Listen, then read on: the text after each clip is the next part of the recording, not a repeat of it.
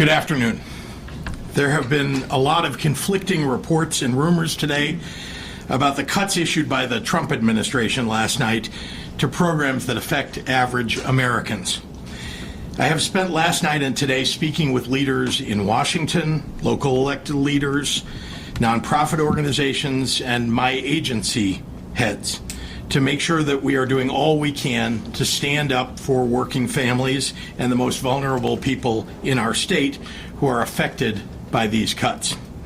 The United States Constitution clearly states that Congress has the power of the purse and sets laws to obligate federal funding for all 50 states.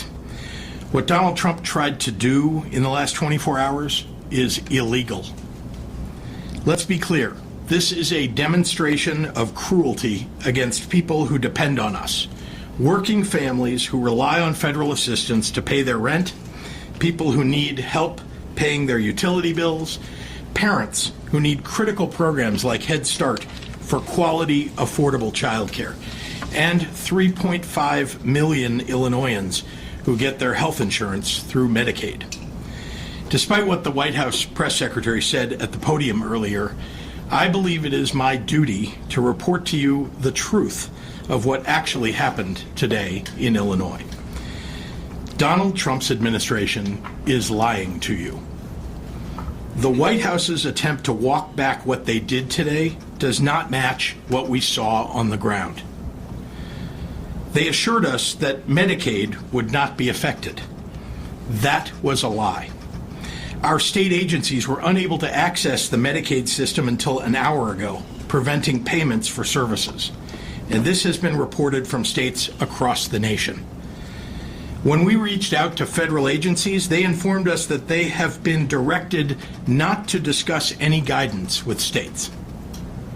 They have canceled previously scheduled meetings for this week.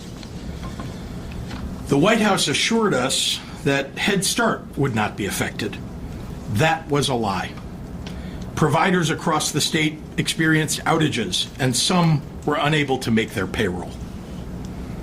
They assured us that they were doing nothing to take away individual assistance from the most vulnerable people in our state, but they refused to say that they would restore LIHEAP, the Low-Income Housing Energy Assistance Program, payments to support the unemployment system, and Meals on Wheels. These are programs that hundreds of thousands of Illinoisans depend on: children, seniors, veterans, working parents. Let's just be clear about what happened over the last 24 hours. At 7:42 p.m. last night, we saw a memo from the White House saying that they were pausing federal funding across the board.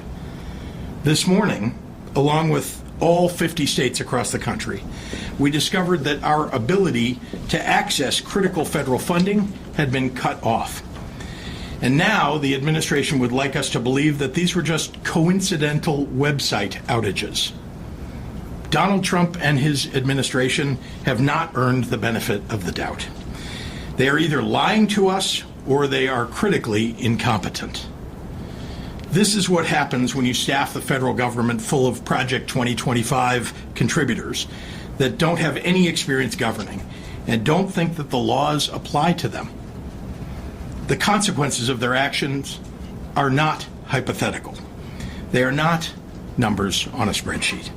These are real people, ordinary Americans struggling to afford groceries, rent, and health care. Donald Trump promised to lower prices for average Americans his first week in office. Name one thing that he's done to accomplish that. Prices have gone up, not down. Let me say this in no uncertain terms. What the president is trying to do is illegal. Let me say that again. What the president is trying to do is illegal. I know these are challenging times, and the Trump administration is trying to confuse the American people. That's why it's so important that we speak plainly. I was very happy to hear as I entered this room today that an administrative stay has been granted. Let me assure you, the state of Illinois will fight this unlawful order with everything we have. We're working with the Attorney General, who has moved forward with other states to continue pursuing legal action to protect the people of Illinois. Last November, on the day after the election, I made a promise to the people of Illinois. When it comes to threats to our freedom, health, or security, if you come for my people, you come through me.